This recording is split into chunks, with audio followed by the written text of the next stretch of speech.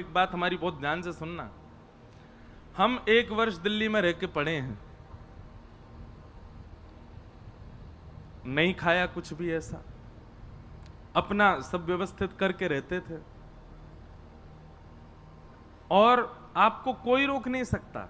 और कहीं पर रोक टोक हुआ तो फिर एक अन्य व्यवस्था कीजिए, स्वयं बनाना सीख लो। हम पे भी भोजन बनाना आवे, और हमने भोजन बनाना पता कहां सीखो? न्यूयॉर्क में कथा भाई एक बार, अमेरिका में, तो वो मेरे जीवन की दूसरी कथा। तो जैसे हम वहां कथा करवे गए तो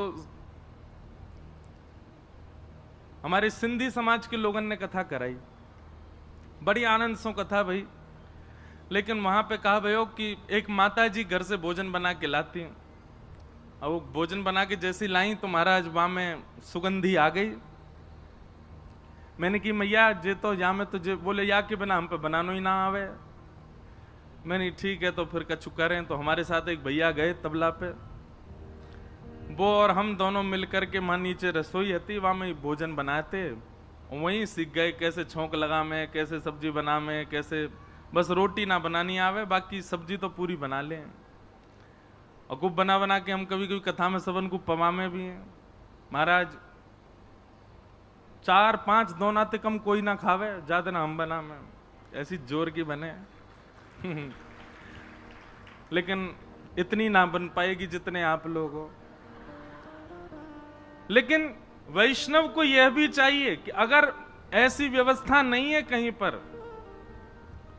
तो भैया स्वयं सीख लो बनाना, स्वयं बनाओ, व्यवस्था तो करो। एक बार उर्दपुंड और कंठी कंठ में धारण हो गई है, बहुत रेयर ऐसा कोई कुछ बहुत आपत्ति पड़ जाए तो भी छूट तो नहीं है, पर फिर भी कोई दिक्कत नहीं, पर फिर भी अपनी व्यवस्था तो करके रखो। महीना में 1 आध बार कोई दिक्कत नहीं, पाप नहीं लगता प्याज लहसुन पाने से। पर भैया जो ठाकुर जी को निवेदित ना है सके वो हम क्यों पामे, वाको हम क्यों सेवन करें? वाको सेवन नहीं करना चाहिए। चाहे आप विद्यालय पढ़ने जा रहे हो, चाहे अमेरिका पढ़ने जा रहे हो, मैं तो भैया पूरे विश्व में घूमूं, वहां तक के बालक नहीं पाते अगर वैष्णव हो जाते हैं तो यहाँ दिल्ली जाके नहीं छोड़ पाओगे। इसलिए आपको नहीं पाना चाहिए, उसका पूर्ण प्रयास करो। फिर किन्हीं को यह प्रश्न है कि आज के आधुनिक समय में धर्म बड़ा है कि कर्म बड़ा है? किन्हीं का भाव ऐसा है कि धर्म और कर्म दोनों को मिलाकर के चल पाना बहुत मुश्किल होता है। भैया कर्म को ही धर्म बना लो। हमारे मानस जी में कहते हैं, कर्म प्रधान विश्व रचि राखा, जो जस करहि सो तस फल चाखा। कर्म प्रधान है, लेकिन आपका एक भाव आगे आपने लिखा है कि कोई मनुष्य यदि धर्म का पालन नहीं करता पर कर्म बहुत अच्छे से करता है, वो मनुष्य जो धार्मिक है लेकिन अपने कर्मों से बचता है, और एक वो मनुष्य जो कर्म तो करता है पर धर्म से बचता, दोनों ही ठीक नहीं है। केवल कर्म ही कर्म करे, धर्म का बिल्कुल आश्रय। धर्म किसको कहते हो आप? पहले तो ये धर्म की परिभाषा जानते हो?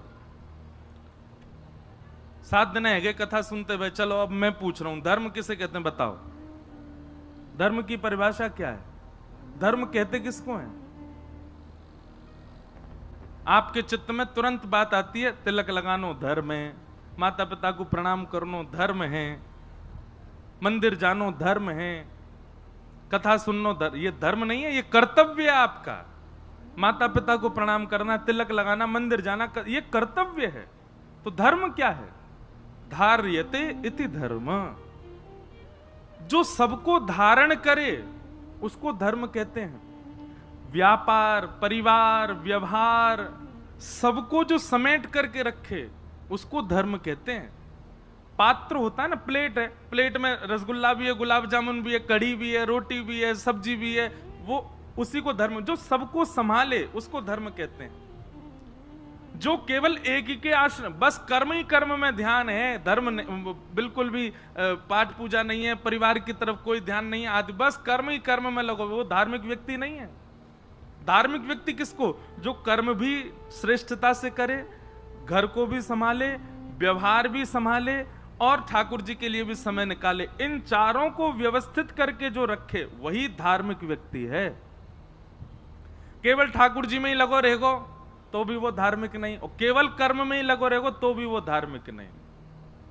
सबको संभाले वो धर्म, सबको व्यवस्थित करे वो धार्मिक है। तो आपका जो ये प्रश्न है कि आज के आधुनिक समय में दोनों को कैसे किया जाए, सब संभव है।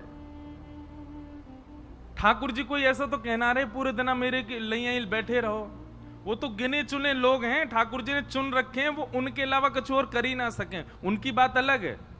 पर जो कर्म करते हैं, व्यवसाय करते हैं, व्यापार करते हैं, उनके लिए ठाकुर जी ये नहीं कह रहे तुम सब छोड़ो मोह भजो, बस चिंतन में मोह रखो। भगवत गीता में अर्जुन अंत में क्या कहता है भगवान से? नष्टप मोह स्मृतिर्लब्धा, बस यहीं पर ही गीता विश्राम हो जाती है। अर्जुन कहता है कि हे भगवान, आपने जो ज्ञान दिया उससे मेरा मोह नष्ट हो गया, अब आपका ज्ञान और आप मेरी स्मृति में हो। भगवान बोले बस अब उठा धनुष और युद्ध कर, मुझे स्मृति में रख बस। इसको कहते हैं धर्म।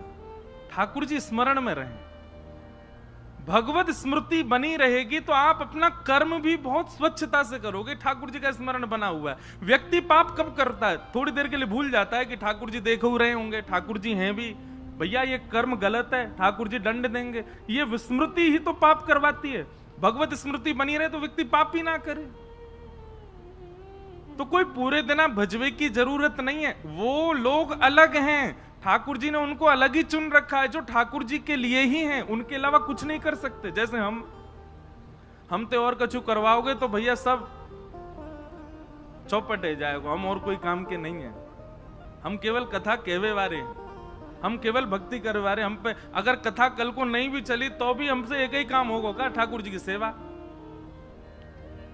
ऐसे ठाकुर जी ने लोग कछु चुन रखे हैं जो केवल ठाकुर जी को भजवे वाले। उनकी संख्या सबसे ज्यादा हमारे वृंदावन में। वृंदावन में ऐसे ऐसे लोग हैं वो केवल ठाकुर जी को भजनो ही जाने और कछु ना जाने। लेकिन कोई को योग्यता यदि संसार के प्रति रुझान कोई के चित्त में है तो वाकू केवल इतनो करनो कि स्मृति में ठाकुर जी को रखे। सुबह उठ करके ठाकुर जी को प्रणाम करे, संध्या के भोजन के समय ठाकुर जी को प्रणाम करे, ठाकुर जी को स्मरण रखे। जन्माष्टमी आवे, रामनवमी आवे, सुंदर सुंदर दिवस आवे, उन दिवसन पर उत्तम सेवा करे ठाकुर जी की। बस इतनों भी ना कर सके अगर आज के आधुनिक समय में, तो फिर भैया रोबोट तो नहीं हो आप, इतने आधुनिक तो नहीं हो कि रोबोट बन गए हो।